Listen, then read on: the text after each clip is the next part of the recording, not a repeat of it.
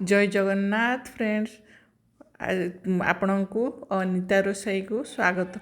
आज मु माछर अंडा माने बिहनर रेसिपी नहीं आसी बिहन बड़ा।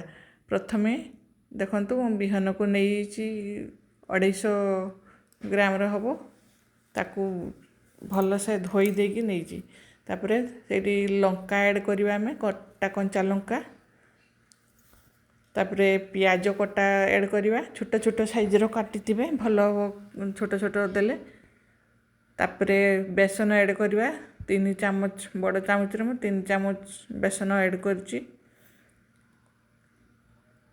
तापरे कॉर्नफ्लोर मुनेची 12 रू आपण चाहिले चूना नहीं पारे चावल चूना तापरे अदा रसुण पेस्ट गोटे चामच देची मु लुण स्वाद अनुसार देची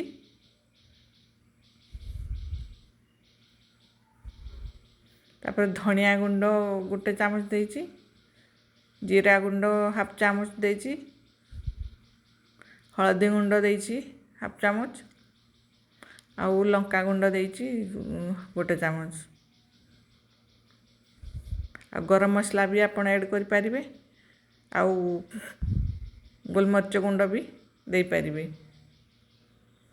भल से चकुटी देवा ताकू भल से मिक्स करवा तार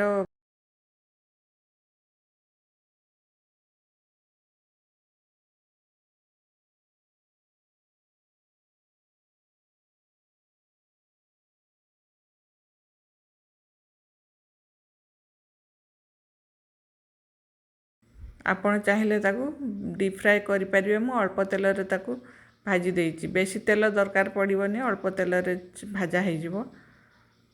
देखंतु मु पूरा ताकू भल से मिक्स कर दीची वर्तमान ताकू तेल रे छाणीबा माने भाजीबा। कड़ाई गरम कर दीची एवं सरिष तेल दे दीची तेल भल से गरम हो जावा परे सही मिक्सर को आम बरा तैयारी करवा।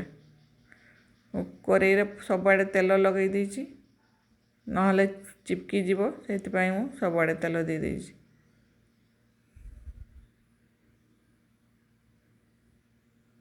वर्तमान छाणीबा एमिति छोट छोट करी छाणीबे नहले कंचा रही जीवो भितरे बेसी बड़ आकार छाणीबेनी। खाइबा को बहुत टेस्टी लगे एमिति थरे बनेकी खातु। जदि पिला माने खाइबे ताहले कटा कंचा लंका स्किप कर देबे नहले छुआ मानकु राग लागिवो छुआनकु।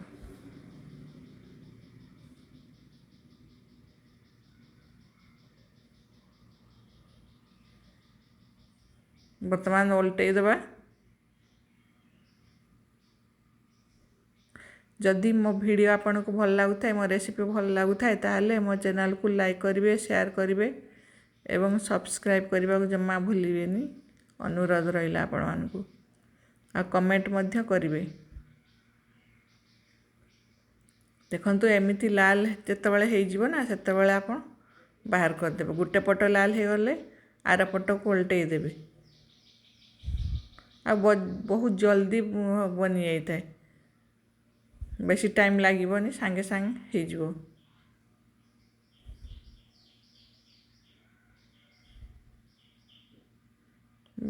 वर्तमान बाहर कर देइछि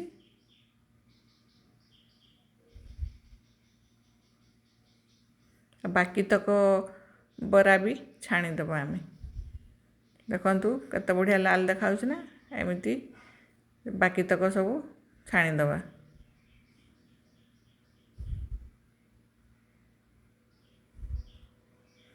भात सहित पखाल सहित बहुत टेस्टी लगे थरे बनेकी खातु एवं कमेंट जनातु केमिति लागिला।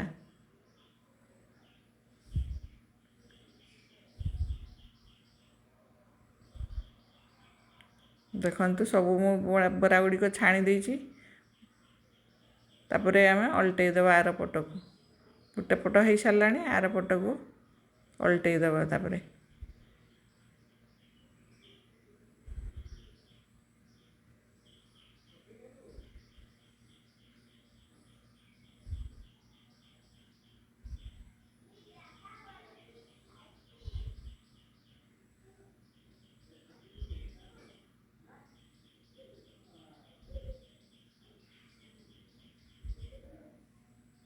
ବେଶୀ ଲାଲ କରିବେନି, ଭଲ ଲାଗିବନି।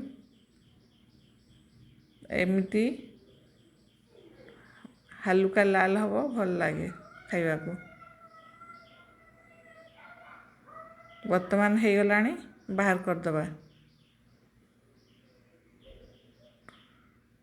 ଆମର ବନିଗଲା ବିହନ ବଡ଼ା। ଆପଣ ଏମିତି ବନେଇକି ଖାଆନ୍ତୁ ଏବଂ କମେଣ୍ଟରେ ଜଣାନ୍ତୁ। ଭିଡ଼ିଓଟି ପୁରା ଦେଖିଥିବାରୁ ବହୁତ ବହୁତ ଧନ୍ୟବାଦ।